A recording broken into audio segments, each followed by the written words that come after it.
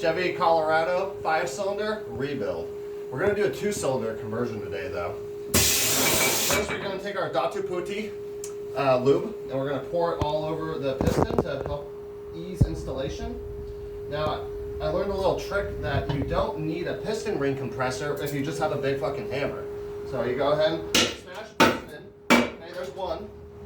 And 2. It's okay if metal parts go flying everywhere, that's totally normal. Make sure your head gasket's clean. Put that on there.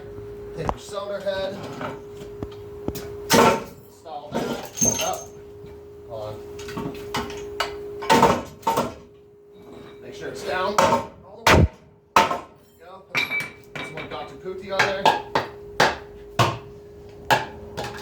And install the CV axles. Wherever they fit. That's good enough. That's pretty much a camshaft anyways. See, it's pretty good. We're almost done. Hey, you guys almost done? Yeah. The customer's here. Almost done. Hey, the customer's here. Done. Come on, hurry up.